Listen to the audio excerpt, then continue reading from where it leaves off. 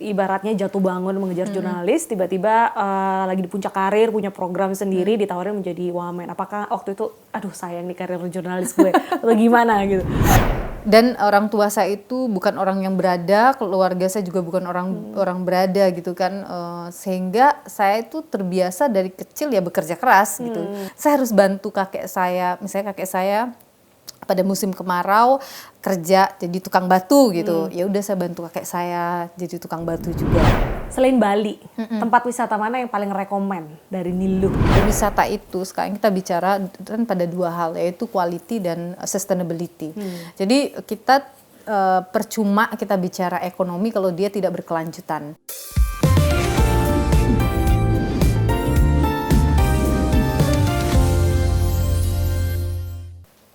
Halo, welcome back to Perspective with me Bernadetta Ginting. Dan kali ini di episode ini kita kedatangan narasumber yang sangat menginspirasi, yang juga memiliki banyak cerita dan akan membagikan nilai-nilai kehidupan untuk ladies di luar sana.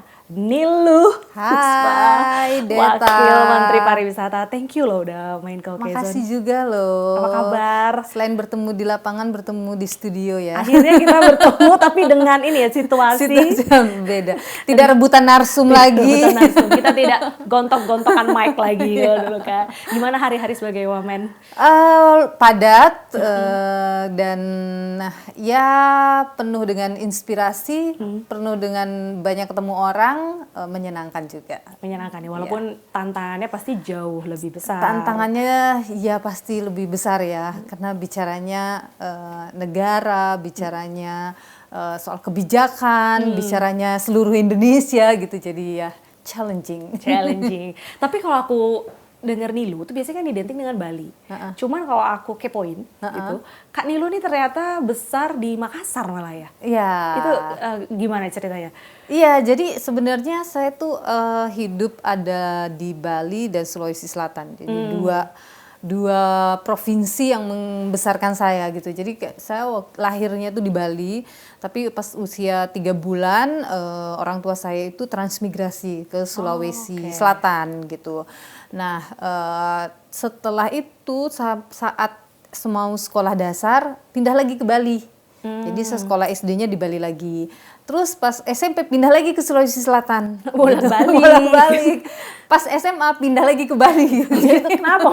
Galau. Iya, jadi ini hidup pindah-pindah terus ya kan. Jadi udah tapi kemudian setelah tamat SMA masih di Bali, terus di Bali, tapi kemudian sekitar usia 20 ya sekitar itu saya kembali ke Sulawesi Selatan, terus akhirnya saya kuliahnya di Sulawesi Selatan dan akhirnya berkarir terus di Sulawesi Selatan gitu sejak 2010 habis itu ke Jakarta ya? Habis itu ke Jakarta 2018. Tapi pindah-pindah gitu kalau kita lihat dua daerah itu kan culture-nya beda. Iya, gitu. betul. Waktu itu masih kecil, pindah-pindah culture-nya juga bolak-balik itu gimana? Ada culture shock atau ya ikut orang tua gitu? Mungkin karena saya kecil itu tinggalnya di daerah transmigrasi yang which is orang Balinya lebih banyak ya. Jadi sehingga tidak terlalu transisi budayanya tidak terlalu besar terjadi ya. Jadi baik-baik aja gitu, fine aja.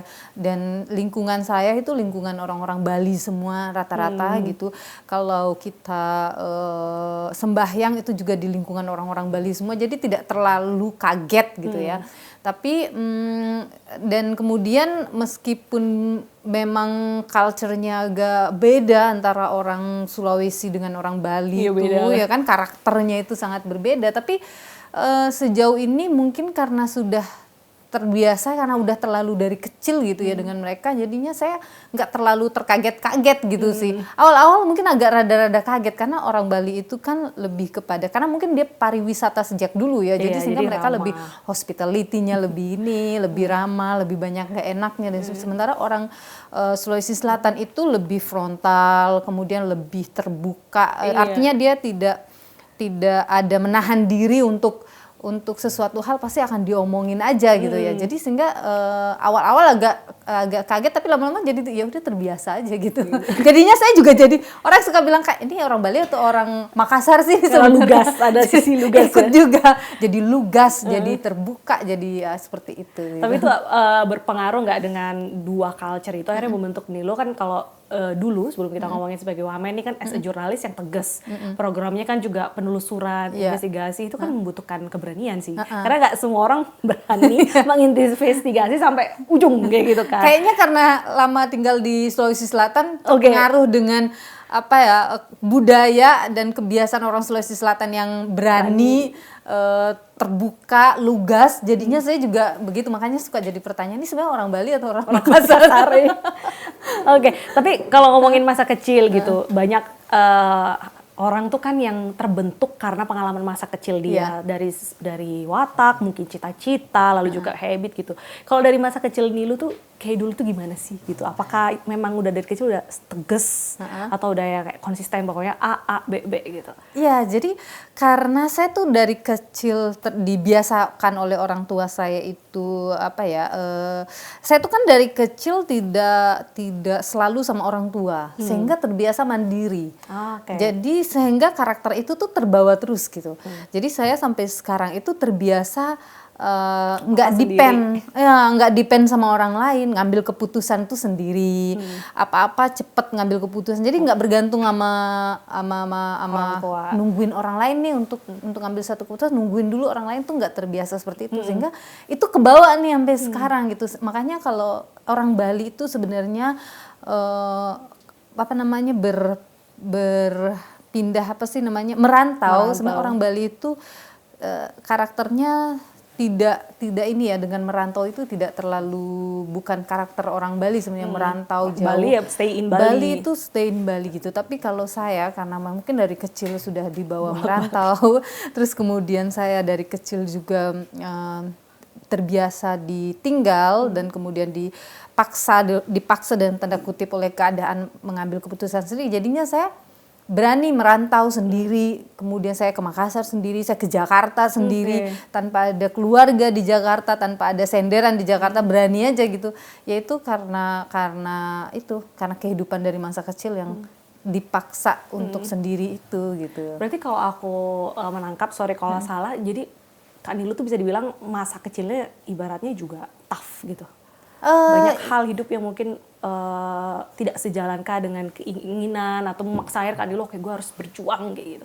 Iya, karena apa ya? Jadi orang tua, jadi saya kan lahir bukan dari tidak lahir dengan privilege ya, yang misalnya orang tua udah mapan, kaya dan sebagainya. Enggak, saya tuh lahir di satu desa yang desanya itu bahkan listrik aja nggak ada gitu. Desa kan. Apa sih? Desa Selat dulu namanya. Di Bali ini ya? Di Bali. Bali yang sebegitu mewah dengan pariwisata ya, masih ada gitu.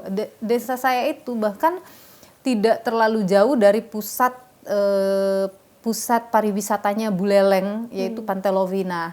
Itu cuman saya kalau Pantai Lovina itu lari pagi.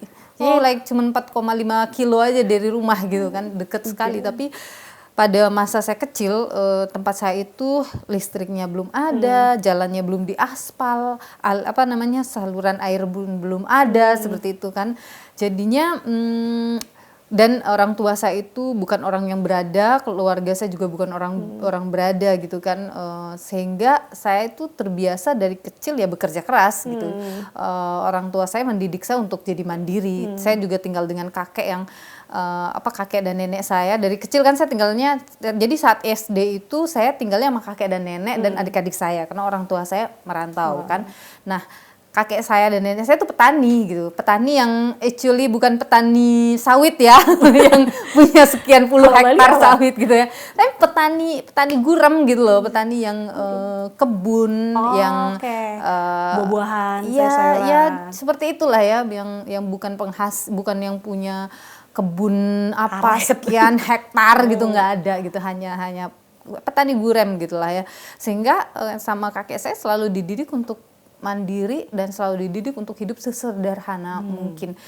Menghabiskan masa kecil, masa sekolah saya sekolah juga karena beasiswa tidak mampu gitu SD. Terus kemudian kita kalau di musim kemarau ya saya harus ngambil air sejauh mungkin untuk bawa air. Jadi kalau ada dulu air sudekat. Relate. saya ingat sama diri saya sendiri gitu. Waduh, saya ingat dulu nih saya kalau musim-musim kemarau saya harus bangun jam 2 pagi, sebelum pergi sekolah jam 2 pagi udah dibangunin nenek saya buat pergi ngambil air ke tempat kayak sumur air lah ya, kayak sumur atau mata air lah ya, buat ngambil menuhin gentong air di dapur gitu sebelum pergi sekolah.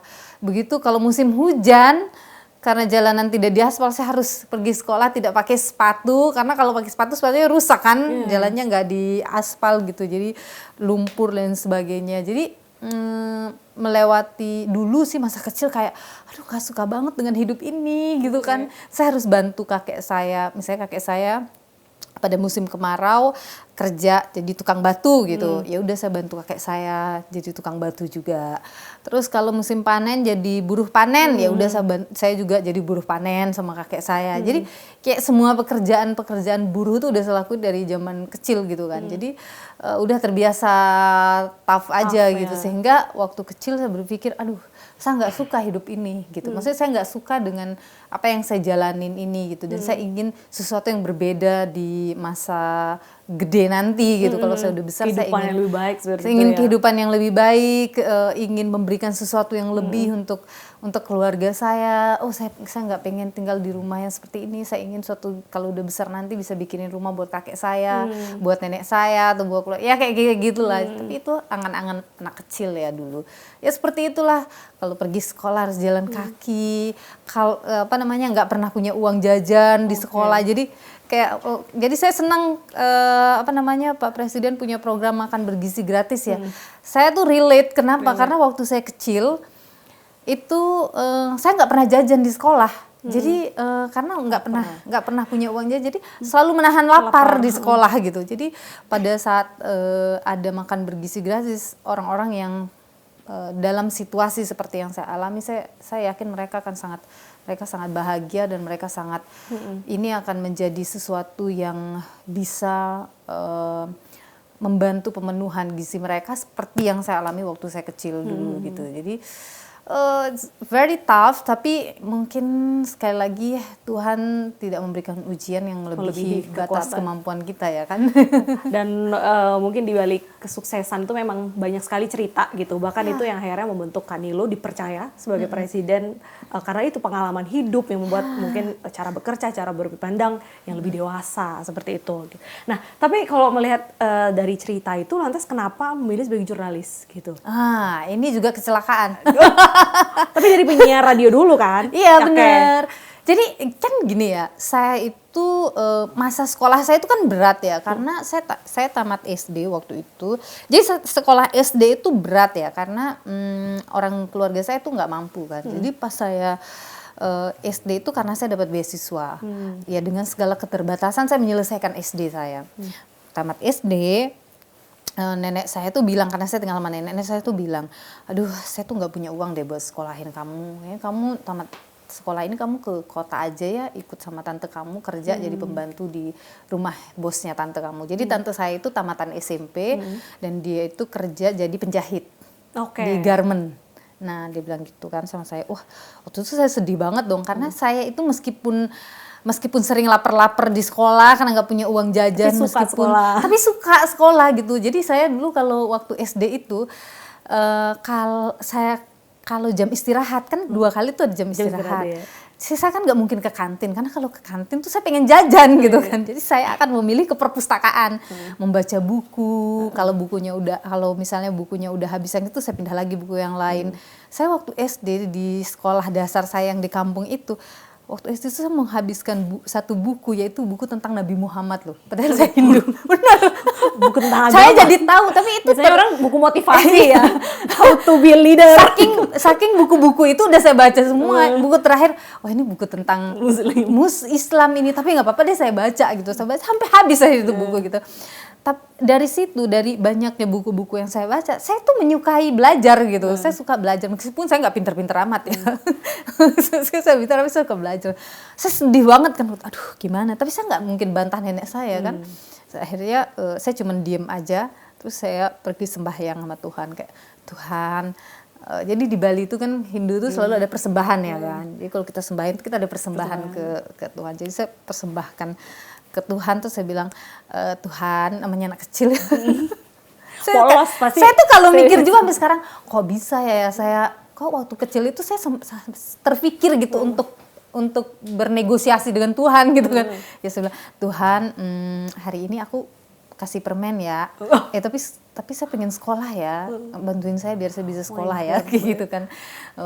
Terus ya udah saya cuma sembahyang gitu aja. Ya nggak taunya kayak setelah mau kelulusan gitu, ayah saya tuh datang ke Bali. Terus kemudian akhirnya bawa saya ke Sulawesi Selatan. Dan kemudian akhirnya kita sekolah lah akhirnya saya bisa sekolah lah di Sulawesi Selatan. Permennya manjur nih. Ya, kayaknya permennya manjur.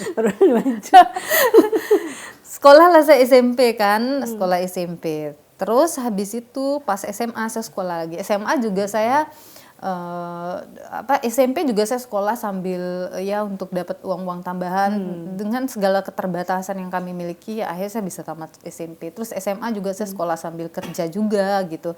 Terus pas tamat SMA saya tuh dapat beasiswa sebenarnya buat lanjut kuliah gitu. Tapi saya masih punya 2 adik yang masih sekolah gitu. Waktu itu saya mikir kalau saya ambil ini beasiswa, iya sih sekolah saya akan ditanggung ya. Tapi biaya hidup saya kuliah itu kan nggak ditanggung nih.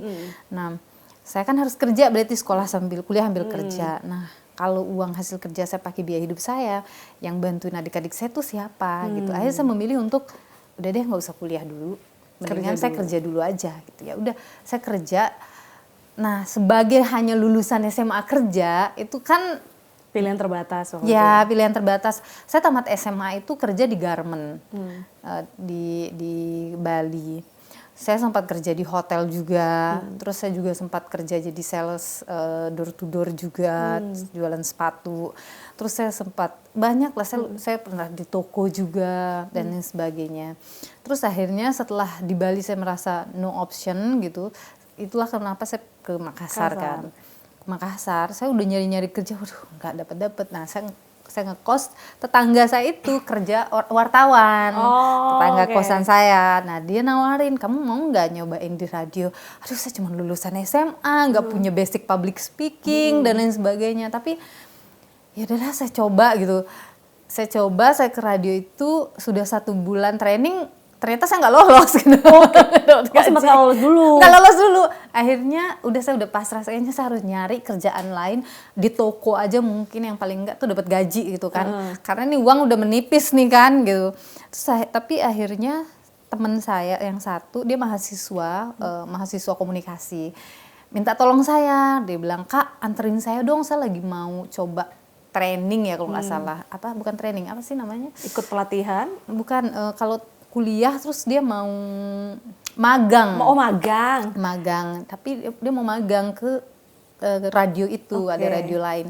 Saya anterin dia gitu, ya udah saya anterin saya sambil dia di dalam lagi di interview magang, saya duduk di luar. Ternyata saya duduk sama bapak-bapak itu ternyata manajer newsnya. Saya ngobrol sama bapak ini gitu, tapi saya nggak tahu dia adalah manajer news dari radio itu. Ngobrol, bapak ini merasa bahwa saya tuh ternyata punya pikiran yang terbuka dan sebagainya. Dia langsung nawarin, kamu mau nggak jadi wartawan di sini? Hah?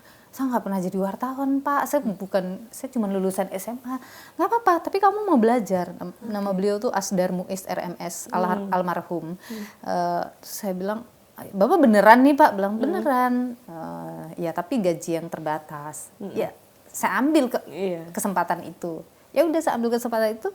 Beliau banyak mengajarin saya tentang jurnalisme, mendidik saya, melatih saya, memarahi saya setiap waktu. Sampai akhirnya saya katakan jurnalisme itu saya belajar secara otodidak dari beliau. Sampai sekarang akhirnya setelah saya kerja di radio itu saya punya banyak kesempatan-kesempatan. Saya bisa ngumpulin uang. Baru saya kuliah, jadi saya kuliah tuh telat sebenarnya. Saya kuliah udah usia 24 tahun, 25 tahun saya baru kuliah gitu. Dengan menahan perjuangan. rasa malu. Nggak apa-apa. Karena kuliah nggak kenal umur sebenarnya kan. Orang bilang apa ya? Tapi udahlah, saya pikir karena saya ingin punya karir yang lebih, jadi saya menahan rasa malu itu, saya mendaftar kuliah dan akhirnya ya udah.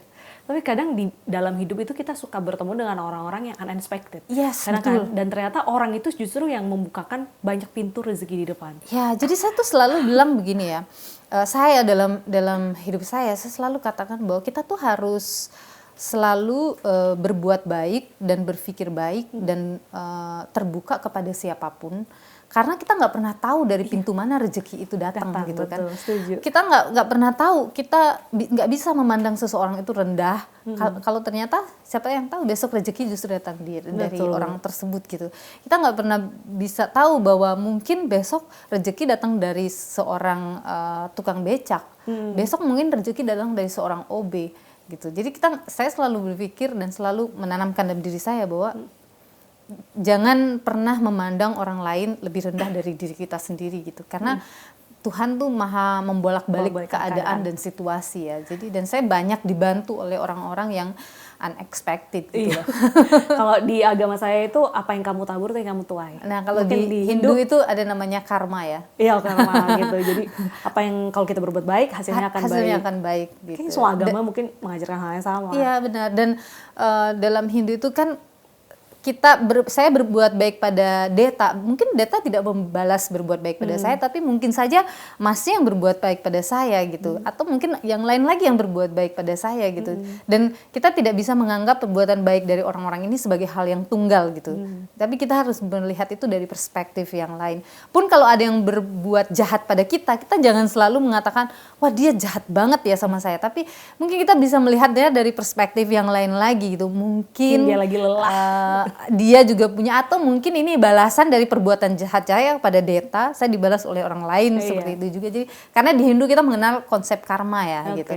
Dan karma di Hindu itu kan ada 3 ya, sekarang berbuat, sekarang diterima, sekarang berbuat nanti diterima, sekarang berbuat dalam kehidupan selanjutnya bisa diterima gitu. Jadi karma kadang tidak instan gitu. Tidak instan. Oke, tapi kalau ngelihat Kak Nilo kan udah ibaratnya jatuh bangun mengejar jurnalis, tiba-tiba lagi di puncak karir, punya program sendiri, ditawarin menjadi wamen. Apakah waktu itu, aduh sayang nih karir jurnalis gue, atau gimana gitu? Waktu itu shock ya. Iya. Shock karena aduh, ini gimana sih, ini beneran gak sih? Jadi saya memang agak waktu itu agak shock dan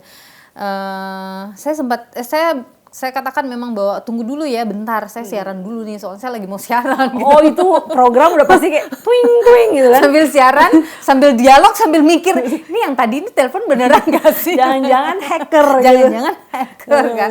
Belum pakai baju putih lagi kan. Batik coklat ya. Coklat, oke. Jadi itu waktu itu memang banyak pergolakan ya, karena di satu sisi untuk punya program seperti itu kan tidak mudah juga. Betul. Dan program itu itu bukan hasil saya sendiri, itu adalah kerja dari banyak orang gitu, banyak pihak, dan itu program itu juga ada kepercayaan dari orang-orang yang memberikannya ke saya gitu, dari pimpinan, dari atasan-atasan saya, senior-senior saya, begitu yang memberikan kepercayaan itu. Apakah saya harus mengecewakan mereka dengan meninggalkan itu?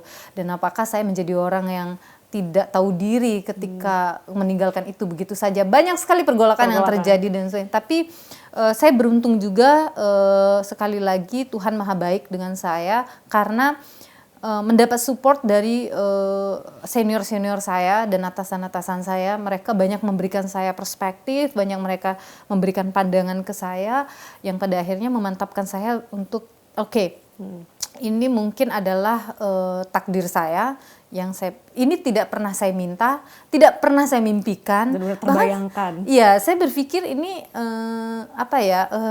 ini jauh gitu, jauh sekali dari ini kayaknya kayaknya benangnya tuh dari mana sih gitu loh Kak. Apalagi biasanya kan kalau pemerintahan tuh kan ada partai politik, tapi kamu kan tidak. Saya bukan partai politik. Atau paling tidak ada jaringan, ada kabelnya lah ke sana. Ini kan saya tidak. Jadi kayak ini jauh gitu kan. Jadi tapi dia datang dan kemudian dengan segala dukungan yang muncul diberikan ke saya pikir oke, ini mungkin memang bagian dari perjalanan hidup saya yang ya udah saya ambil, saya akan lakukan dengan sebaik-baiknya tugas-tugas ini. Ya akhirnya Oke, mantap. Dengan mantap saya ambil. Walaupun masih kayak jet lag ini. Iya, jet lag. Ini bener gak jet sih? lag ya kan kita biasa di luar mengkritisi, nah, terus tiba-tiba itu. ada di dalam. Aku sebenarnya mau masuk ke situ gitu. Ini lo kan kritis, tiba-tiba sebagai pejabat dan harus siap kayak anytime dikritisi. Kayak sekarang itu kan netizen ibaratnya maha benar gitu. Kita salah dikit, salah ngomong dikit langsung bam kayak gitu. Itu gimana akhirnya Nilu bisa oke, sekarang ini takdirnya sudah berubah, gue harus terima gue dikritik gitu. Ya, saya selalu katakan ini tuh kita sedang gini. Banyak kan yang masuk suara ke saya kayak misalnya apakah Nilu menjadi orang yang tidak kritis lagi dengan semuanya. Saya selalu katakan bahwa ini tuh kita sedang men-switch posisi gitu. Saya memahami kritik-kritik itu sama seperti itu adalah perspektif dari orang yang saya tidak bisa kontrol gitu kan. Dan itu adalah hak mereka untuk mengkritik kemudian mempunyai perspektifnya. Dan saya karena sudah menjadi bagian dari pemerintah, tentu saya punya kewajiban yang lain, yaitu menjalankan program, tentu juga adalah menjadi bagian dari pemerintahan ini, mendukung program-program presiden dengan sebaik-baiknya dan sebagainya. Sehingga ya ini switch posisi, switch posisi ya udah biasa aja begitu. Jadi saya berusaha untuk tidak baper dengan kritik, karena bagi saya kritik itu hal yang baik. Kritik itu justru yang membuat saya jadi oh iya ini masuk akal nih, bener yang dibilang, kayaknya ada yang salah nih. Ya udah saya dengan tim akhirnya bisa oke, ini kayaknya ada yang salah yang perlu untuk kita perbaiki gitu. Open gitu ya. Open aja gitu. Dan di pemerintahan ini juga kita selalu terbuka terhadap dengan kritik, justru menjadikan kritik itu sebagai ruang diskusi kita. Ini kritiknya seperti ini, rasanya ada yang perlu untuk kita evaluasi bersama kan gitu sebenarnya. Oke. Tapi kalau ketika ditunjuk oleh presiden, sebenarnya arahan presiden untuk pariwisata Indonesia itu kayak gimana sih? Ya, jadi gini, saya ingat sekali ya waktu itu pokoknya saya diberitahu ya bahwa ada target-target. Jadi pariwisata itu harus menjadi salah satu penyumbang devisa terbesar untuk negara gitu. Dan which is itu udah pernah ya, dulu pariwisata itu bahkan menjadi penyumbang devisa terbesar kedua ya. Betul. Dan dalam RPJMN pariwisata memang mendapat aspirasi yang cukup besar ya. Kita diharapkan bisa menyumbang devisa sebesar 22 miliar US dollar. Terus kemudian kita juga diharapkan bisa menyumbang 4,6% terhadap PDB, kontribusi terhadap PDB. Nah, ya udah kita diharapkan bisa mencapai target itu, dan itu yang diharapkan oleh Bapak Presiden kepada Bu Menteri dan kepada saya. Nah, saya sebagai wakil menteri ya tugasnya adalah mendukung Bu Menteri agar bisa mencapai target itu. Sehingga Bu Menteri punya program-program prioritas, punya program kerja yang diturunkan dari Astacita Presiden. Nah, saya kemudian tugasnya adalah bagaimana agar program yang disusun oleh Bu Menteri ini bisa berjalan di lapangan. Sehingga kita bagi-bagi tugasnya jelas gitu. Jadi bagaimana ini Bu Menteri udah menginstruksikan A, B, C, D. Saya make sure apakah A, B, C, D itu udah berjalan atau menurunkan lagi dari A, B, C, D itu, bagaimana agar A, B, C, D itu bisa berjalan di lapangan. Seperti itu. Jadi memang kementerian ini adalah kementerian seperti perusahaan ya. Targetnya jelas. Target kunjungan wisatawan tahun 2025 harus mencapai 14,6 sampai 16 juta. Devisa harus mencapai 19 sampai 22 miliar US dollar. PDB harus kontribusinya terhadap PDB harus 4,6% atau sekitar 1.000 triliun. Terus kemudian target berikutnya adalah 25 juta tenaga kerja, penyerapan terhadap tenaga kerja. Targetnya tuh jelas banget gitu. Jadi ya kita berusaha merancang program bagaimana agar target itu tercapai. Gitu aja sih. Tapi susah nggak sih sebenarnya dealing with masyarakat gitu, apalagi pelaku UMKM lah, karena mereka kan pasti pengennya selalu naik kelas kan gitu. Gimana akhirnya Kak Nilu tuh bisa merangkul mereka, bisa mensosialisasikan, bisa ngobrol, menyerap dengan baik tuh gimana? Selalu turun ke lapangan. Jadi saya dan Bu Menteri itu kayak program tuh banyak ya, jadi bagi-bagi tugas ya. Jadi Bu Menteri misalnya kemana, saya kemana gitu. Dan Indonesia luas banget. Dalam hampir 1 tahun ini belum semuanya nih saya datangin semua provinsi, saya datangin belum sempat gitu. Tapi kita pelan-pelan. Satu hal yang paling penting adalah saya dan Bu Menteri sesuai arahan dengan Bu Menteri itu adalah turun ke lapangan, kita ketemu langsung. Jadi sering sekali kalau saya ketemu dengan masyarakat di desa wisata misalnya, itu kita bisa dengar langsung, oh mereka tuh butuhnya apa. Mereka tuh inginnya tuh bagaimana sebenarnya dalam pengembangan pariwisata. Nah dari situ kita bisa dorong para deputi-deputi ini kebijakannya agar ke sana, anggaran agar bisa diarahkan ke sana gitu. Anggaran-anggaran ini bisa dialokasikan ke hal-hal yang memang dibutuhkan mendasar oleh masyarakat. Jadi lebih banyak memang harus sering mendengar masyarakat. Dan di media sosial saya juga saya terbuka, saya baca semua DM yang masuk. Aku pernah DM dibalas. Ya kan? Oke. Aku baca semua DM yang masuk, terus aku kalau misalnya itu terkait dengan ini aku screenshot kirim ke tim. Nanti habis itu aku cek lagi 1 minggu kemudian ini udah di follow up belum gitu. Jadi semuanya aku catat. Kalau ke lapangan ada apa aku catat, habis itu seminggu kemudian aku akan follow up lagi ke para deputi atau kepada Asdep, cek semua. Jadi memang tidak ada yang bisa kita kerjakan sendirian ya.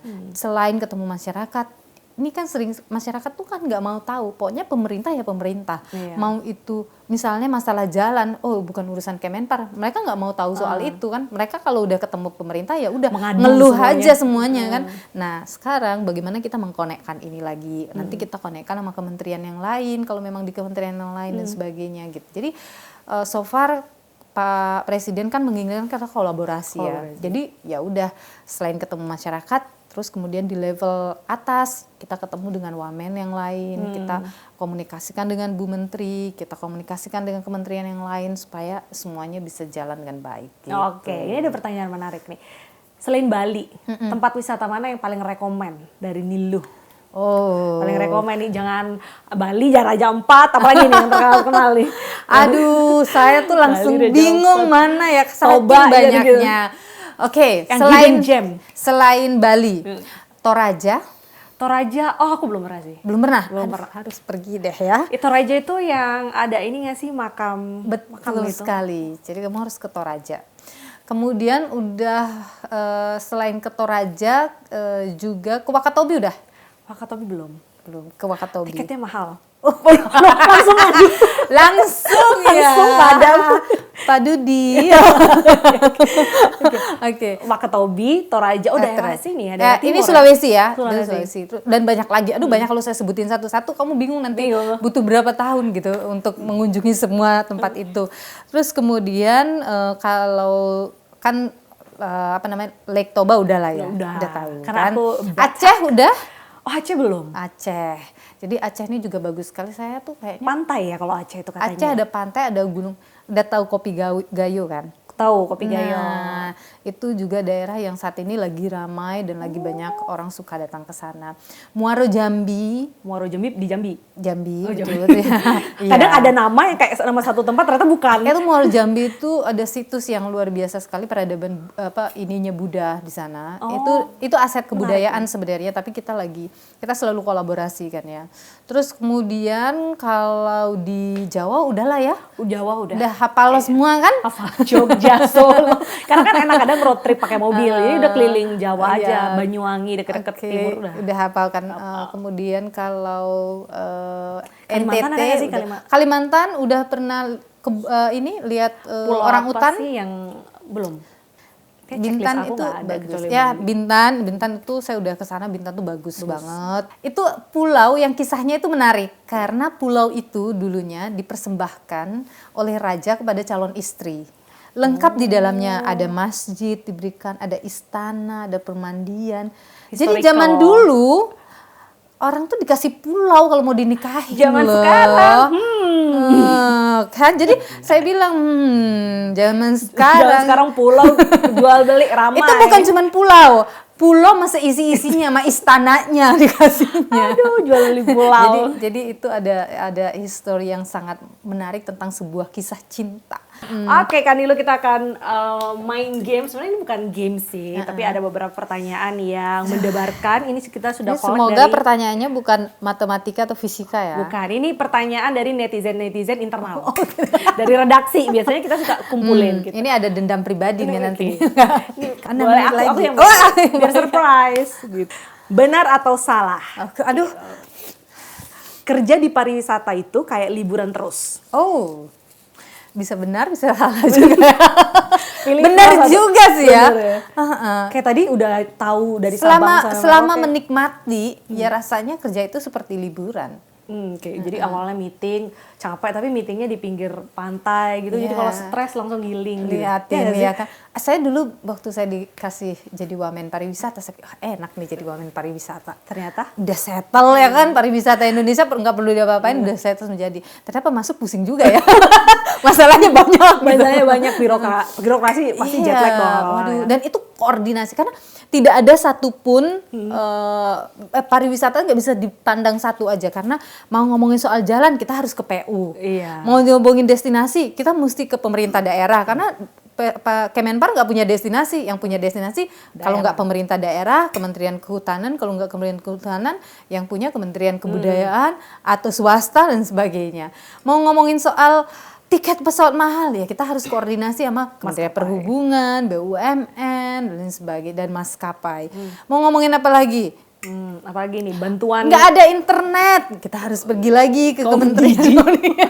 Kayaknya pusingnya di situ deh. Iya, jadi kita harus harus baik komunikasi dengan yang lain. Oke, Gitu. 2 lagi. Jadi benar. Kita anggap benar ya, boleh ya. Ya, boleh. 2 lagi. Ini ada pilihan makanan nggak sih yang gampang-gampang gitu ya? Tidak. Tidak ya. Tidak ada. Ini berat banget nih. Aduh. Benar atau salah? Bicara pariwisata hanya berorientasi pada ekonomi. Ini kayak lebih susah dari pertanyaan saya deh. Ini kayaknya bukan games. Ini cerdas cermat. Games itu mah pilih pantai atau gunung. Iya. Salah di briefingnya. Bicara pariwisata hanya berorientasi pada ekonomi. Benar atau salah? Oke, why? Salah. Pariwisata itu kita tidak hanya bicara soal ekonomi ya. Pariwisata itu sekarang kita bicara kan pada 2 hal, yaitu quality dan sustainability. Jadi kita percuma kita bicara ekonomi kalau dia tidak berkelanjutan. Jadi berkelanjutan itu kan berkelanjutan secara manusianya, berkelanjutan planetnya, berkelanjutan lingkungannya, berkelanjutan budayanya, yang ujung-ujungnya tentu kalau ini semuanya berkelanjutan, pasti secara ekonomi impactnya juga akan berkelanjutan gitu. Kalau semuanya berkelanjutan berarti quality daya saing dari pariwisata kita itu juga berarti udah bagus gitu. Nah, it's a challenging. Iya, karena kalau ngomongin pariwisata kaitannya sama alam gitu, pengennya kita menghidupkan lingkungan itu, tapi jangan sampai malah ekosistemnya terganggu, malah jadi multiplier efeknya jadi negatif gitu lah ya. Betul sekali. Tapi harus diakui bahwa pariwisata ini memang memberikan multiplier efek yang luar biasa, dan pariwisata ini memang memberikan dampak ekonomi yang juga luar biasa. Tidak hanya dampak ekonomi, dampak psikologis. Gitu. Kalau udah ke tempat wisata tuh kan happy gitu. Happy ya. Siapa sih kalau nggak liburan? Butuh liburan emang ya. Aku suka, aku banyak sesi curhat di sini. Terakhir. Oke. Ini kayaknya mudah-mudahan suka soto atau nasi goreng. Aduh, mohon maaf nih. Ini lebih susah ini. Aduh. Panjang lagi. Jawab cepat, nggak boleh mikir. Banyak mau ini yang bikin. Bagaimana pariwisata bisa menjadi jalan untuk membangun rasa bangga dan cinta tanah air? Dalam rangka Hari Batik. Coba ulang pertanyaannya. Agak panjang. Panjang ini. Bagaimana pariwisata bisa menjadi jalan untuk membangun rasa bangga dan cinta tanah air? Gini, Indonesia itu sangat kaya dengan alam, budaya, tradisi, pokoknya kaya banget. Dan itu harus membuat kita bangga. Dan itu semua kayaknya memang bikin kita bangga. Buktinya, Deta bangga pakai batik. Kan? Bangga untuk kalau misalnya ke destinasi wisata, bangga bikin video terus posting di media sosial. Bangga ketika makan makanan Indonesia terus posting ke sosial media. Itu kan bentuk kebanggaan kan. Nah, itu udah dari hal sederhana. Dari hal yang ibaratnya. sederhana. Jadi dari kebanggaan itu kita udah mempromosikan. Dari mempromosikan kepada dunia, kita udah menguatkan pariwisata Indonesia gitu. Apalagi sosial media itu kadang kalau kita posting tentang makanan atau tempat wisata itu kan yang lihat orang bisa luas kan, Iya, bisa komen, benar, akhirnya tertarik benar. untuk datang gitu. Kita tuh orang tuh amazed gitu sama Indonesia. Saya kemarin tuh habis datang ke ministers meeting, G20 ministers meeting. Terus kemarin datang juga ke ASEAN ministers meeting ya. Setiap mereka negara-negara lain tuh amazed karena kita bayangkan saja dengan negara kepulauan yang punya lebih dari 17.000 pulau, kemudian lebih dari 700 bahasa. Soto aja banyak banget jenisnya, makanan, iya, Soto Banjar. tarian yang begitu banyak. Mereka tuh sampai bilang 17,000 islands. Saya bilang ya, ini mereka kayak wow, itu amazed. Saking gedenya kita tuh sampai mau promosiin yang mana nih, Saking gitu kan? banyaknya. Saking banyaknya, dan itu memang satu kebanggaan buat kita, dan saya pikir kita harus memupuk rasa bangga itu dengan selalu memakai apa yang sudah menjadi tradisi kita, mempromosikan apa yang menjadi destinasi-destinasi kita yang cantik, dan menjaganya. Menjaga alamnya, menjaga budayanya, menjaga orang-orangnya.